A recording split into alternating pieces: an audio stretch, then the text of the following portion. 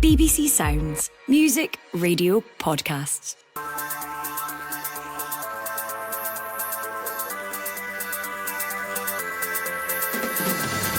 Hello, I'm Jane Lewis and this is the Scottish Football Podcast on Monday the 9th of December to kickstart your week with a final word on the weekend's action. Forrest the edge of the area into Kyogo, brilliant touch and a wonderful goal! Wonderful goal from Kyogo Furuhashi. Celtic move 9 points clear at the top with a game in hand, but what's going wrong at Pittodrie? During the season you always have good periods, some more tougher periods, and that's how we manage this one and get out on the other side. That's the most important thing. How confident will Rangers be, feeling ahead of a massive week after dispatching Ross County and some ghosts of last season in Dingwall? Diamondi onto Bayrami, might fall kindly for James Tavernier! That's wonderful from the Rangers captain! And is Shankland back as Hearts move off the foot of the table at Hibs' expense? Ball at the back post, Shankland with a header! He scored! At last, Lawrence Shankland! The Scottish Football Podcast from BBC Sports Scotland. Hello there, welcome along to this latest edition of the podcast. Ryan McGowan, Livingston's Australian international, is with us, and Scott McDermott, the Sunday Mail chief football writer, is here too. All up for this one, boys? How are we feeling? Good? Bright-eyed and bushy-tailed, Jane. He lied. Ryan, what about you? Let's catch up with you very briefly. A 0-0 draw for Livy away to Morton on Saturday. How are you feeling about that one quickly? A little bit disappointed. I felt like we did enough to probably win the game. But in saying that, I thought Morton defended really well. They had a few last-ditch tackles and efforts cleared off the line. So, from a Livingston point of view, a little bit disappointed not to win. But I think Morton also did enough to deserve a clean sheet. So, maybe a draw was a fair result. Scott, what about you? You would have been busy working at the weekend, no doubt. What was your highlight from the weekend? I was at Celtic Park, Jane, where, to be honest, I turned up expecting a comfortable Celtic win, and obviously on paper it looked that way. But as we'll probably discuss, it didn't really tell the full story of the game. It was a really entertaining game, and Hibs should have definitely scored one goal at least, which is quite unusual for away teams going there. So, no, it was a cracking game. Yeah, we will get to that game later on and the rest of the weekend's games as well. But quickly, let's run through the Scottish football headlines. Well, Rangers rounded off the weekend with a 3-0 away win at Ross County to close the gap on second place Aberdeen to 2 points with a game in hand. It came after Celtic extended their lead at the top of the table with a win by the same scoreline at home to Hibs on Saturday, as the Dons and St Johnstone drew 1-1 at Pittodrie. Lawrence Shankland scored a brace, his first goals in 70 days, to earn Hearts a 2-0 win over Dundee as the Tynecastle team moved off the foot of the table at the expense of their capital rivals Hibernian. There was late drama in the other two games in the Premiership, with Tony Watt's 94th minute winner earning Motherwell a 1-0 win at St Mirren, while Bruce Anderson's 95th minute penalty secured Kilmarnock a 1-1 draw with Dundee United at Tannadice. And in the Women's Scottish Cup, Hearts emerged victorious from the Edinburgh Derby, with wins also for Celtic, Rangers and Glasgow City. Well, let's start with yesterday's games, shall we, chaps? Dingwall, first of all, was the venue for Ross County against Rangers. It was a 3-0 victory for Rangers in the end. Scott, a fairly convincing performance from Rangers in the end, do you think? Yeah, overall, I think it was fairly convincing. Jane, they started the game well, which they had to, at a venue where they've struggled in recent times. Scored a really good goal through Egerman, who I thought was probably the best player on the pitch. There was a spell after going ahead where Ross County had chances and came back into the game. I think you always still feel with this Rangers team that they're not quite there yet in terms of that level of consistency, and I thought that a bit of slackness crept into their play after going ahead. But listen, they made their own little bit of luck with the second goal. Obviously, Jack Hamilton makes a big mistake in goal for Ross County. Danilo with his pressing gets them the second goal, and yeah, I think overall it was fairly comfortable. James Tavernier scores a terrific third goal, just to put the cherry on the cake, top of the cake. So, no, I think they'll be delighted, as I say, at a place where they've struggled. They obviously lost there last season, which put a huge kind of dent in their title bid. So to go there and win 3-0, it capped a really good week for them after beating St Johnstone, battering Kilmarnock, obviously at Ibrox. So 3 wins in a week. I'm sure Philippe Clement won't be complaining ahead of what's going to be a huge 7 days for them. Yeah, Ryan, as a player yourself, when you go to a ground, back to a ground that has been a bit perilous for you, does that play on the mind? Does that kind of help spur you on a little bit, or is it a complete clean slate? No, I think players always have they have away grounds that they prefer to play at, and they probably have ones that they would rather miss out. So, like Scott said, I think it was a really good week for Rangers. I watched them against St Johnstone 8 days ago now, and I didn't think they were great on the day, but they got the result. Then they've gone and backed it up with, a convincing win on Wednesday, and then, like you said, a real tricky place to go that historically they've not done as well as they should have, and win that with 3-0, keeping a few clean sheets, is a lot more positive this Monday than it was last Monday, heading into the week. So I think that will do the players a world of good. It will give the fans a little bit of a lift, going into 2 huge games. Yeah, we'll talk about those 2 huge games in a minute. But in terms of Rangers' form, Scott, that's now 8 games undefeated since they lost in Aberdeen at the end of October. 4 wins in a row, 14 goals scored in those 4 games. Have you been impressed with the turnaround, and what's been key to it, do you think? I have been impressed. It looks a different Rangers team, Jane, to, as you say, the one we watched at Pittodrie not so long ago. I don't know, I think Philippe Clement is kind of taking the shackles off this team a wee bit. I don't know if Ryan would agree. Obviously, certain players have come in the forward area, like Igaman, like Yanis Hadji and Danilo. They've added a freshness. I think Rangers have been more fluid, more cohesive. You see in the forward areas, players switching positions and rotating. There's combinations up front that weren't there before. So it's a different looking Rangers team, far more attack minded.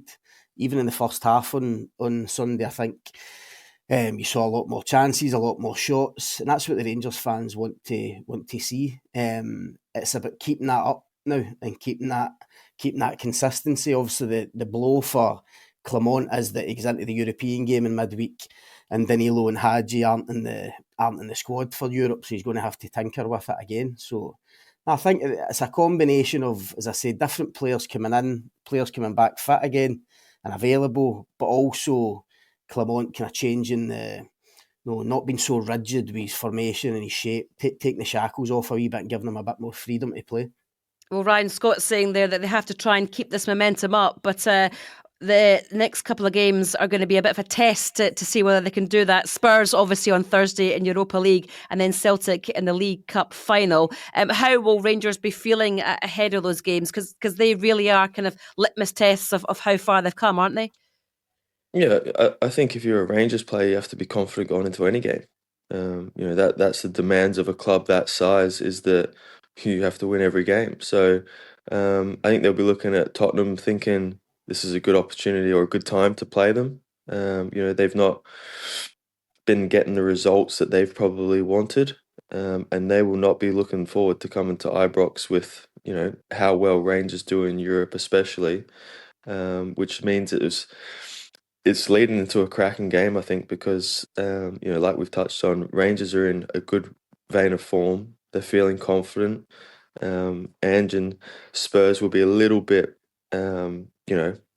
feeling the heat a tiny bit, but they also know that if they do play to their capabilities, that they should be winning the game. So it sets it up perfectly Thursday night, and then if Rangers go out and get a good result or get something out of the game on Thursday night, they will then be going into the cup final full of confidence at the weekend. Scott, let's touch on Ross County. They're in 8th place in the table, which on paper doesn't seem too bad, but only 3 points ahead of bottom side Hibs. Will they start to be a little bit concerned that they've not won in their last several games? Possibly, Jane, but I think they'll I think they'll rely on their home form. They're this kind of anomaly almost in the league where their home form's really good, but their away form is terrible. But listen, that home form might allow them to survive. And even on Sunday, although they lost the game, I'm sure Don Cowie will take positives out of it, because I say at 1-0, they were still well in the game. They created a few chances, were causing Rangers a problem until Jack Hamilton makes the mistake, and at 2-0 the game kind of then gets a bit further away from you. So I don't think he's not the type of guy that's going to panic, Don Cowie, but they'll want to get back to winning ways. I think they've got, I'm right in saying they've got Hibs next week. I'm sure they'll get into that game, albeit away from home, thinking they can take something. Right, let's turn our attention towards the east end of Glasgow now, where on Saturday Celtic were 3-0 winners over the aforementioned Hibs there. Let me just turn back to you, Scott, because obviously you said you were at the game and you alluded to it at the very start of this podcast that 3-0 win didn't quite tell the whole story. It was a bizarre game, Jane, honestly. I mean, Hibs had 14 shots at goal, 9 on target. I just don't remember away teams domestically going to Celtic Park and having that many clear-cut, gilt-edged chances. Kasper Schmeichel was the man of the match. I mean, when did Celtic ever win 3-0 and their goalkeeper's man of the match? So it was just a bit strange. Listen, David Gray, after the game, was trying to be positive about the chances or the opportunities that they created. And I get where he's coming from, but I don't know if Ryan will agree, but I mean, if they were unlucky with these chances, he could maybe understand that, but these were massive, massive chances, and I thought the finishing was really poor for Hibs, and I think deep down, the manager, who obviously desperately needs results, will be really disappointed in those finishes and really disappointed that they didn't score at least one goal and obviously cause Celtic more of a problem. Listen, attacking-wise, Celtic were still good. Defensively, Brendan Rodgers touched on after the game. He wasn't too happy. He obviously shuffled his pack a wee bit again. Liam Scales come back into the defence for Cameron Carter-Vickers, and Scales, who's been brilliant obviously for Celtic, just looked a bit rusty, and I think that happens when you're coming in and out of the team. So a strange game, 3-0 on paper, but as you say, didn't tell half the story. In terms of Hibs and their performance, Ryan, Scott obviously saying that they could have had a couple of goals at least, but didn't take their chances. Is that down to confidence, do you think? It must be fairly low-level confidence at that club right now. Yeah, I think so. And when you are down at the bottom of the league and you are struggling, that seems to be the problem, is you're probably not scoring goals or enough goals to win games of football. But I think from a Hibs point of view, I've got some friends that obviously go to the games, and I think they'd be more worried if they weren't creating chances. I think at the start of the season or maybe a month ago, they weren't really creating chances. They didn't look like scoring in games, whereas I feel like recently, obviously with the Aberdeen game, obviously at the weekend, creating a lot of chances. A lot of the fans now are starting to see that, okay, they're maybe not scoring all of these chances, but at least they're coming away a little bit more positive about the style of play, and knowing that they carry a little bit more of a goal threat than they probably did 4 or 5 weeks ago. Yeah, it's not a great start to the league season, is it, for Hibs? It's actually their worst since 79-80 season when they finished bottom. It's pretty worrying, isn't it, Scott? Although, as Ryan says, maybe there are some shoots of promise. But if you're a Hibs fan, how are you viewing it right now?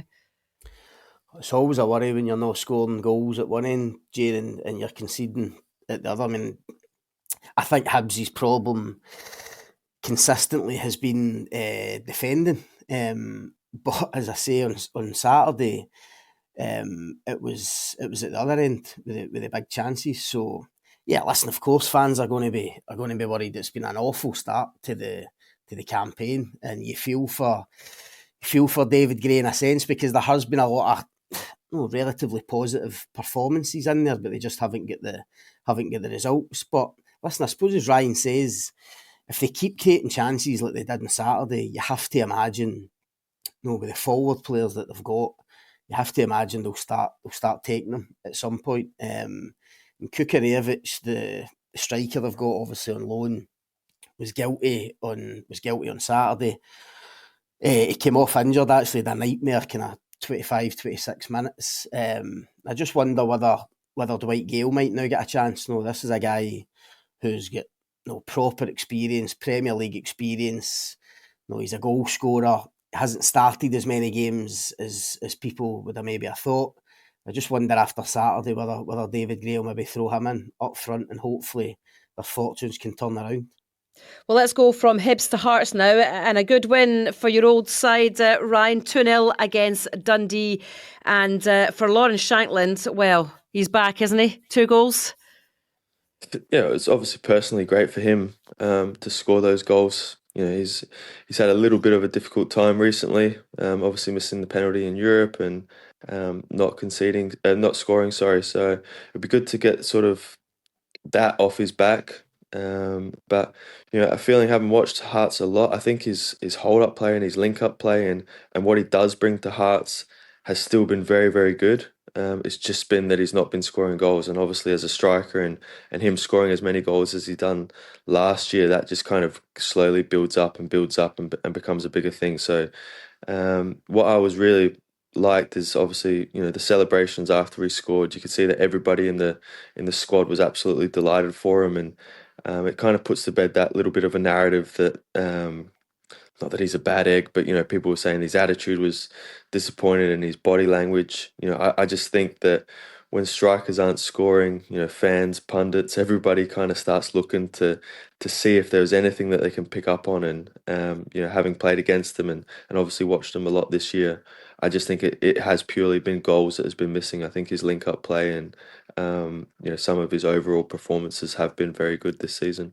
Yeah, Scott, Lawrence did admit afterwards that it's been really tough for him. It's been a hard old time for him not scoring goals, because that's what strikers are meant to do. And I noticed that as soon as he scored the 2 goals, again, he's been linked with a move away from Hearts, obviously the contract situation there. And Rangers again are at the front of the queue. What do you see happening in January, if anything, with Lawrence?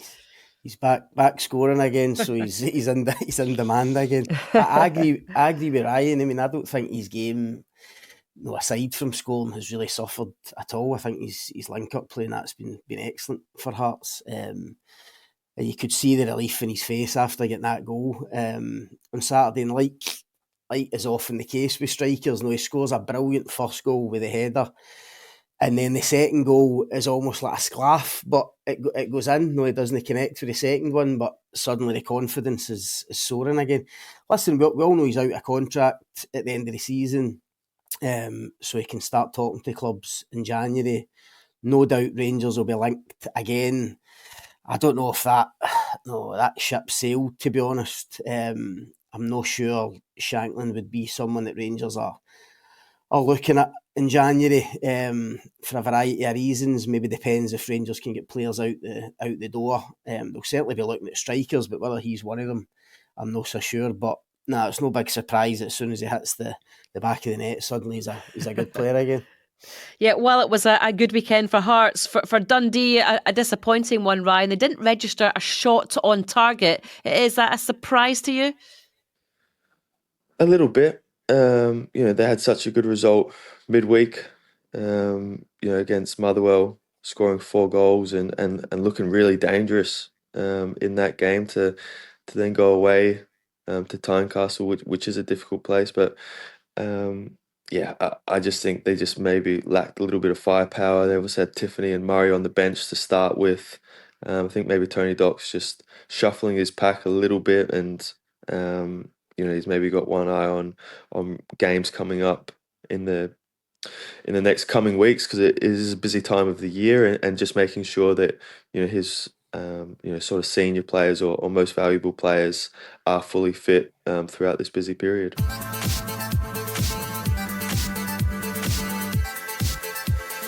Well, let's look at some other games from Saturday, shall we? Aberdeen and St Johnstone, they drew 1-1. Ryan, another one of your old teams in St Johnstone. What did you say make? That almost every game. Yeah, well, maybe. What did you make of St Johnstone's performance? Will they be actually disappointed that they didn't get all 3 points? Maybe overall, I think they would probably bit your hand off before the game to take a draw.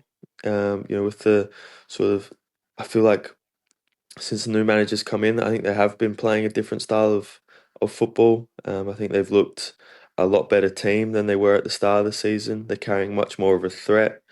I think Kurt's been great up front for them, along with Kipioka and Clark just in behind him. So, I definitely think they're carrying much more of a goal threat. It was kind of the sort of back four and the goalkeeper situation that the manager had to sort out, which I think he has done now. So, yeah, I think overall, with the way that Aberdeen started the season, I think it's a great point. But having watched the game and seen a lot of the highlights, I think that they may feel a little bit disappointed that they didn't get all three. Scott, for Aberdeen, it's now 5 games without a win. And as Ryan just said there, after their brilliant start to the season, is that starting to be a bit of a concern now for Jimmy Tilleen, do you think?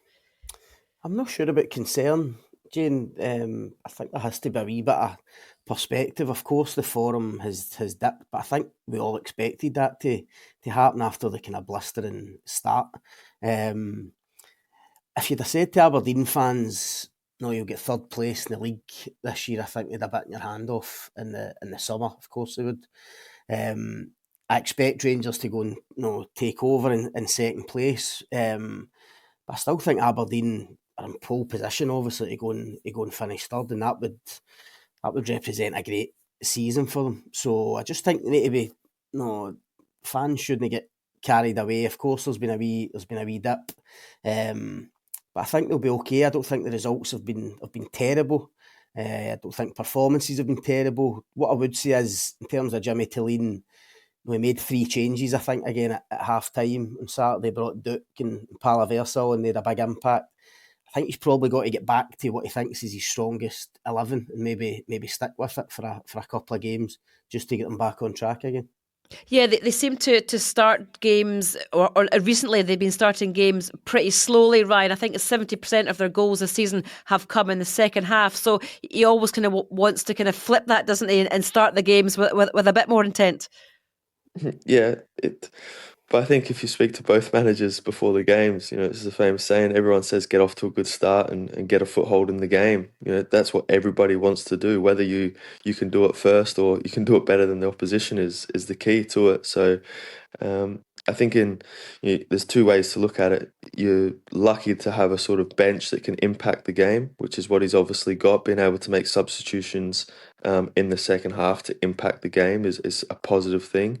And then on the other side is that you want to be, going out there and scoring early and being able to be comfortable a little bit more during the game. So, yeah, there's kind of 2 ways to look at it. But, like what Scott said, I think, fans are notorious for it. You win a couple of games and you're top of the league and singing all the songs, and you lose a couple and you start to worry about not making the top 6. So, Aberdeen's in a great position that they find themselves in. They would have thought you were drunk if you told them at the start of the season the position that they would have been in the start of the season that they would have had. So yeah, they've had some tricky games. Hibs away, albeit that they've not been great. Hearts away, they're tough places to go for an Aberdeen side. So yeah, I think overall, yes, the last maybe 10 days, 2 weeks hasn't been great, but if you put it in context of the whole season, I'm sure that they're pretty delighted to be where they are.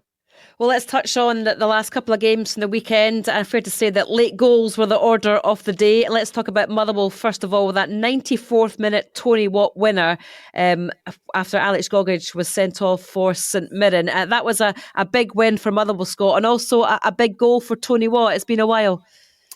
It was. I mean, I don't think many people expected Motherwell to go there and win, given current form, Jane. But they dug in. Stuart Kettlewell needed a result.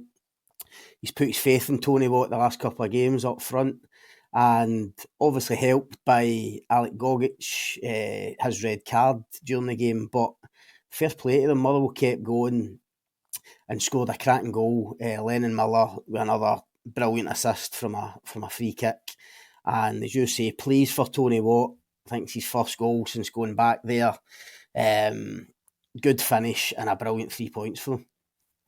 And while that was a 94th minute winner, Kilmarnock went one better, a 95th minute equaliser for Kilmarnock as Bruce Anderson's penalty earned a 1-1 draw at Tannadice against Dundee United. Jim Goodwin, the United manager, Ryan, thinking it was a fairly soft penalty. Do you agree with that? And do you think a draw was a fair result in that one? You put me on the chopping block here. As a defender, I think it is soft. I think it's Bobby Wales that gets the touch. I don't think he's going to get the ball. I think it's totally different situation if he, takes a sort of a soft touch and he's maybe going to swing and have a hit at it or get another touch. I think he's been quite smart in terms of he's just try to get his foot there as soon as possible. And then the Dundee United players caught him. There's two sides to the story. Obviously, the Dundee United player has hit him or has kicked his foot. Is it enough to be a penalty? I personally don't think so. I can see why the referee gave it. I can see why VAR pull it up. I just think that it's a little bit nitpicking. I think when I watched the highlights back, I think the referee's got a great view of it. I actually think he probably thinks that he's caught him, but I just think he feels like it's not really impacting it as such. But if you're a Kilmarnock player or a fan, you're screaming for it and wanting it. And if you're a Dundee United player or a fan, you're just thinking it's definitely on the soft side. And I think that's probably where fans get a little bit annoyed with VAR, is that we're still having these kind of debates over, is it a penalty? Is it enough to be a penalty? If there was no VAR, we'd still be having these same conversations. So, it just falls into the really, really soft category for a defender, especially. Well, Scott, I need to get a neutral perspective on a penalty. What are you thinking? I tend to agree with Ryan, actually. I've watched it loads of times and he's right. It does fall into a kind of special category where, probably by the laws of the game, as a penalty, he's caught him, but no, as Ryan says, the ball's going away from him, going outside the box. He's not going to get there.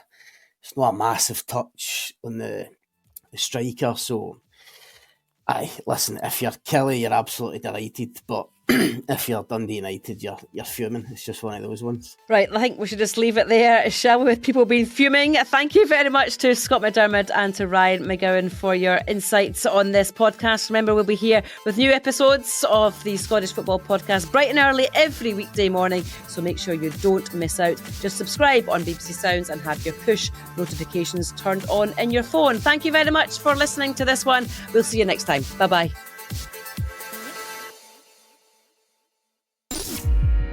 This is the shocking moment English football has been dreading. My name is Moses Swebu and I used to be a professional footballer, but then I got in deep with organised crime and became a match fixer operating in the English League. A match-fixing investigator has highlighted 2 matches he says appear to have suspicious betting patterns. How honest are you going to be with me? This is 100%. Join me for Sports Strangest Crimes presents Confessions of a Match Fixer. Listen on BBC Sounds.